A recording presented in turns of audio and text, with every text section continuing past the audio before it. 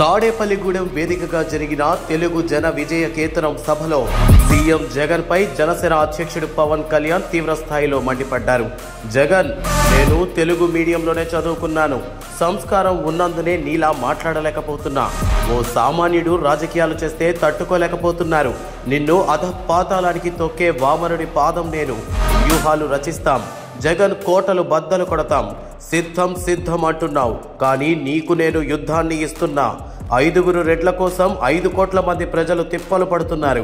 YCP గూండాయిజానికి కార్యకర్తలు భయపడవద్దు. మా సభలు నాయకులపై వైసీపీ గూండాలు దాడులు చేస్తే ఊరుకునేది లేదు. ప్రశ్నించే వారిపై వైసీపీ దాడులు చేస్తోందని పవన్ కళ్యాణ్ స్ట్రాంగ్ కామెంట్స్ చేశారు.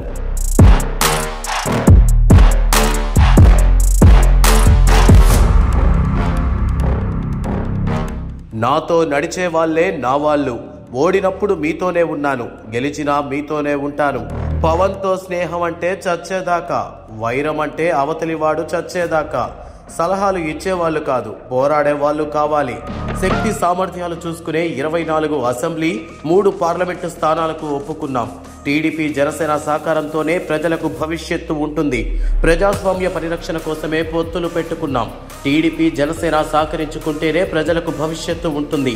ఒక్కడినే అంటున్న జగన్ మా ఒక్క ఎమ్మెల్యేను ఎలా లాక్కున్నారు? ఓ నగరాన్ని నిర్మించిన వ్యక్తి చంద్రబాబు. ఆయన అనుభవం రాష్ట్రానికి అవసరం.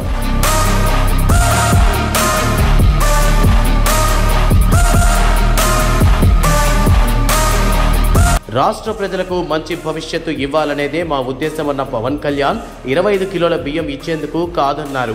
ప్రజల భవిష్యత్తు కోసం రోడ్లపైకి వచ్చినట్లు చెప్పారు. ఏపీలో రోడ్ల పరిస్థితి అధ్వానంగా మారిందని, ఆ రోడ్లపై వెళ్లాలంటే రోజులు గడిచిపోయే పరిస్థితి వచ్చిందని మండిపడ్డారు. రాష్ట్రంలో అన్ని వ్యవస్థలు, వర్గాలను జగన్ మోసం చేశారని ఫైర్ అయ్యారు. 2024లో మన విజయానికి ఈ జెండా సభనే సాక్ష్యంగా నిలుస్తుందని జనసేనాని విశ్వాసం వ్యక్తం చేశారు.